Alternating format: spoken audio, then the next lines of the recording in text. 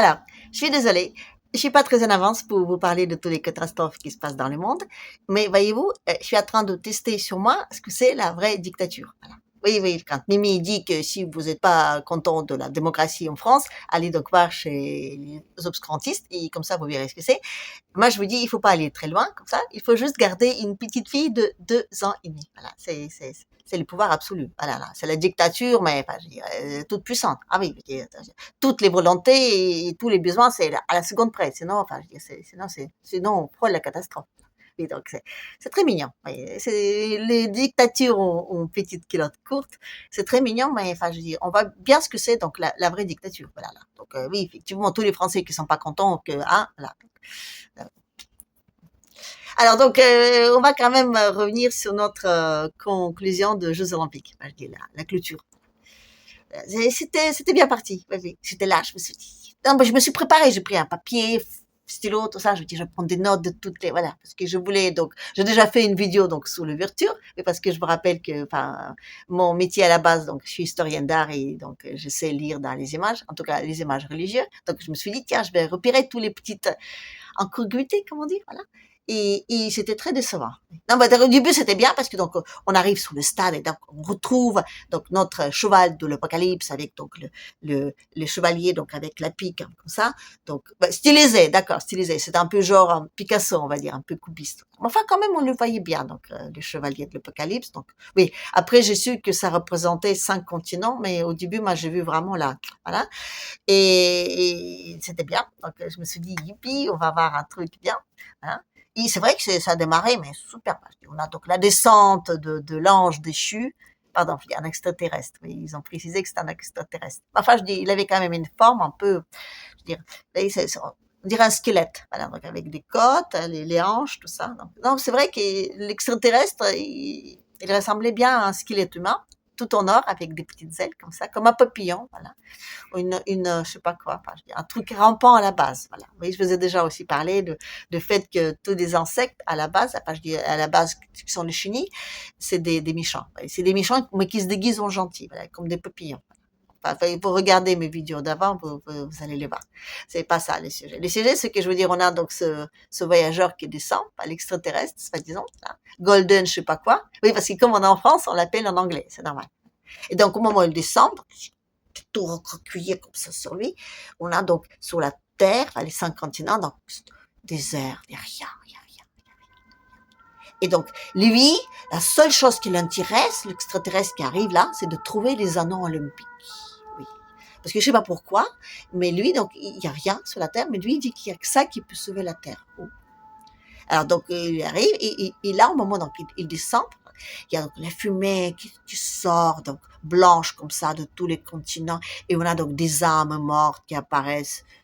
Non, c'est pas des âmes mortes, non, non, c'est des zombies, des zombies. Non, c'était pas des zombies, c'est des momies, non, c'était pas des momies. Non, c'était des super costumes faits par un Suisse, et donc, voilà. Et on sait pas ce qui c'est. On sait pas qui c'est. Enfin, voilà. On n'a pas précisé. Donc, mais ils avaient tous les mêmes visages, tout ça. Moi, je dis que c'est de remonter des morts, mais enfin bon, on sait pas. En tout cas, les Jeux Olympiques, on les a trouvés, on les a mis, donc voilà, la Terre est sauvée. Et parce que je vous rappelle que donc c'est la trêve, c'est la paix, c'est tout ça. Tout démarre à partir de là. Et donc après, on n'avait plus rien. Donc, non, non, c'était extrêmement décevant parce qu'après, donc il y avait des gens qui ont chanté. Voilà. Donc sur un énorme stade, il y avait une petite groupe de musique. Voilà. Il y avait tous les sportifs qui ont dû s'emmerder un peu, donc qui commençaient à monter sur les scènes, on les a virés. Voilà. Après, il y avait une autre gonzesse qui chantait donc toute seule dans cette énorme salle. Ah oui, ici, il y a aussi des gens qui ont chanté, mais à la télé. Voilà. Donc vous payez hyper cher pour être là, avec les petits bracelets là qui s'illuminent, mais non, mais je pense que tout ça, ça a un peu, comment dire, tombé comme ça dans le cacaboudin, parce que je pense qu'ils ont dû faire un truc encore plus crash qu'avant. Et il y a des pouvoirs supérieurs à Mimi qui ont dit mollo coco, voilà. Il y a que ça, enfin, y a que ça comme parce que c'est pas possible qu'on met, enfin, je veux dire, avec une début aussi prometteuse, avec un type qui remonte avec les pianos comme ça, tout noir. Non, ben, je dis c'est hyper morbide, hein, tout ça, voilà, c'est tout ça. Hein. Et après plus rien. Donc, donc moi je pense que bah, ils ont dû se calmer un peu. Bon, c'est plutôt rassurant, mais en même temps, je dirais, c'est un peu décevant parce que j'aimerais bien savoir ce qu'ils nous ont préparé, quoi. Enfin, en même temps, on avait quand même d'autres trucs qui étaient bien, bien sympas. Donc, à la fin, il y avait donc des gens qui ont parlé, donc pendant la conclusion là des jeux, voilà. Ils ont parlé de la trêve, de la paix, tout ça. C'était chiant, c'était chiant. Si, il y avait un truc qui était très marrant, je sais pas si vous les avez vus à la télé ou tout, mais il y avait donc les types qui donc parlaient avec des malas, vous savez, comment dire, le traducteur pour les gens qui pouvaient pas entendre. Donc, c'était le seul truc qui était amusant, donc, parce que lui, il était vraiment, il s'y croyait. Les autres, on dirait qu'ils s'y croyaient pas du tout. Et pourquoi? C'est parce que la trêve, là, vous voyez, c'est un peu un foutage de, on va dire, de nos jolies petites têtes. Voilà. Oui, parce que il y a pas de trêve. Non, non, non. Il y a peut-être la trêve à la télé, mais il n'y a pas vraiment une trêve. Voilà. Et même ce qui concerne la France, voilà. Parce que, vous voyez, donc, on a parlé de Kursk. Donc, il y a l'armée ukrainienne, donc, qui est rentrée, comme ça, dans le territoire russe, voilà. Et il paraît que parmi donc tous les soldats qui étaient là, il y avait énormément donc des soldats de coalition, voilà, les Français, voilà. Voilà, donc il y a des Français qui sont sur le territoire russe. Voilà. Alors, c'est les Russes qui l'ont dit, d'accord. Ils n'ont pas tellement parlé, mais enfin, ils ont touché un petit mot en disant que ça ne les surprenait pas. Voilà. Mais les Russes, ils mentent, d'accord. Voilà. Les Ukrainiens aussi l'ont dit, mais ils vont dire que les Ukrainiens, ils ont un peu une grosse tête et ils disent n'importe quoi. Mais les Français aussi l'ont dit. Voilà. Et Titelman, voilà, vous savez, l'homme qui sait conduire sans le GPS. Voilà. Oui, donc, il a parlé donc dans la dernière vidéo, donc il a dit qu'il est en Ukraine maintenant, voilà, et que ben, les méchants Russes coupent le GPS et que c'est très difficile à se déplacer sans. Voilà. Mais comme il était dans les commandos, il savait donc se repérer et même lire des cartes. Donc c'est quelqu'un qui s'y connaît. Voilà. Donc oui, il s'y connaît aussi parce que donc éventuellement c'est l'expert sur le site, tout ça, compagnie. Voilà. Donc lui, il a bien dit qu'il avait plein de copains à lui qui étaient là. Non, ben, je veux dire, les Français aussi l'ont confirmé qu'il y a des Français qui sont sur le territoire russe. Voilà. C'est, mais comme on a donc ni gouvernement ni parlement parce qu'ils sont en vacances, et comme donc on est en trêve, on va dire olympique, donc on ne parle que de ça. Du coup, ben, les Français, ils sont pas très au courant de ce qui se passe là-bas. Mais surtout, je crois pas qu'ils ont donné vraiment leur accord. Oui, parce que je veux dire, normalement, quand on va les soldats français quelque part, on a besoin d'un petit peu parler au Parlement, d'avoir un accord. Parce que déjà, on les a importés dans les autres pays, donc soi-disant pour la coalition. On n'avait jamais de qui que ce soit qui approuvait ça. Donc Mimi, il a décidé ça tout seul. Et là, donc, ils sont carrément, enfin, je veux dire, parmi les attaquants. Voilà. Yippie la trêve. Et puis, il n'y a pas que ça. Voilà, aussi, il y a le Sahel. Voilà, le Sahel, vous savez, donc, oui, que les méchants terroristes, donc, qui s'en prennent, donc, aux gentils, donc, ceux du Sahel, voilà, des Maliens, des Niger, Burkina, tout ça, voilà. Enfin, c'est pas des démocratiques, c'est des putschistes. Mais donc, les putschistes, ils sont quand même attaqués par donc, des terroristes, armés jusque dans, je dis, l'armée, mon dernier cri, voilà, et les Ukrainiens. Oui, on ne sait pas pourquoi, et les Ukrainiens. Oui, parce que les Ukrainiens, ils ont dit que donc tous ceux qui travaillent avec des Russes, ils exportent donc les guerres russe-Ukraine sur leur territoire. Non, moi je dis, ils ont le droit. Voilà, ils ont le droit. Donc, on a le droit d'exporter des guerres sur le territoire des autres pays. Attention, on ne dit pas qu'on les attaque. Non, non, non. Les Ukrainiens n'ont pas attaqué Mali. Non, non, non. Ils ont juste transporté une guerre de là-bas, là. Ça leur fait une belle jambe là-bas, entre nous. Hein. Mais ce qui est intéressant, c'est que donc du coup tous les autres donc des pays du Sahel, donc les AES et puis Sénégal aussi, donc ils ont tout de suite accusé donc les Ukrainiens en disant oui, vous nous attaquez et tout ça. Alors les Ukrainiens ils ont quand même expliqué que oui, mais on n'est pas les seuls. On n'est pas les seuls. Donc oui, il y a les armements, mais les armements, ils étaient déjà pas mal là, voilà. Et qui c'est qui les a amenés?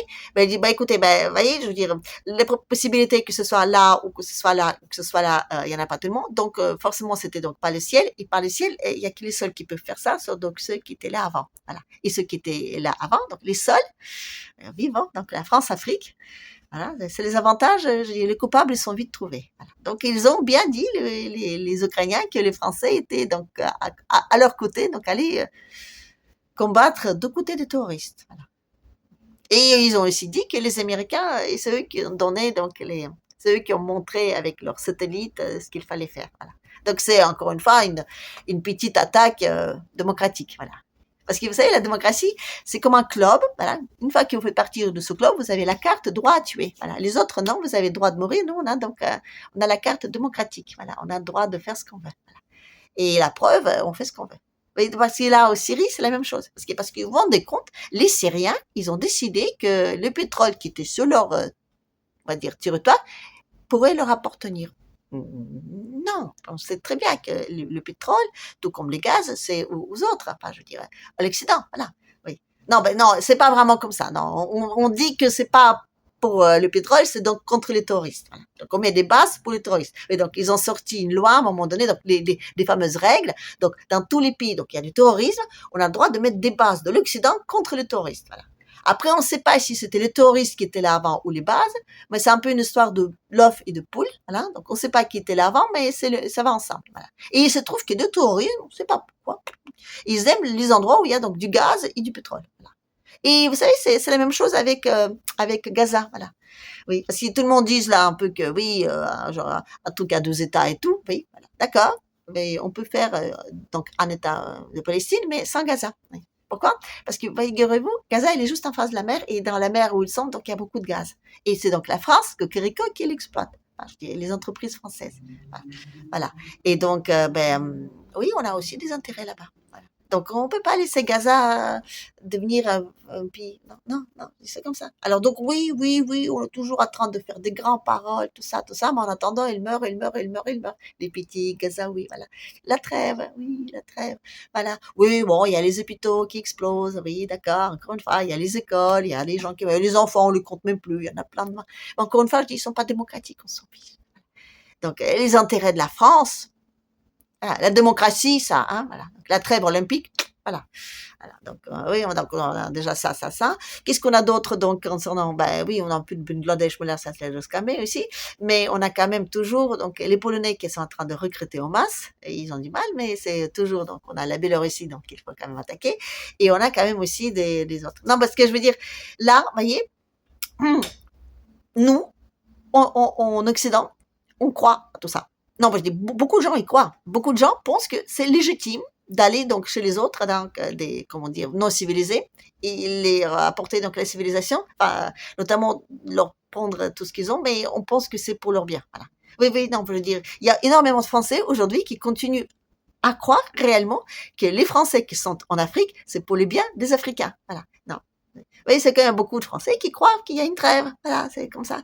Mais vous voyez, je veux dire, les Français, je veux dire, enfin, je parle des Français parce que c'est ce que je connais le mieux. Donc, on est quand même pas mal en plus sur nos trucs bidules là-bas. On entend des petits bruits d'informations comme ça, enfin, je veux dire, en répétition, à force, donc on y croit. Donc, pour nous, donc c'est une évidence. C'est des vérités comme ça absolues, à force de les répéter, ils deviennent vraies. Alors, même s'ils sont fausses, on s'en fiche. À force de les entendre, ils deviennent vrais. Donc, on est persuadé que c'est comme ça, on va pas chercher plus loin.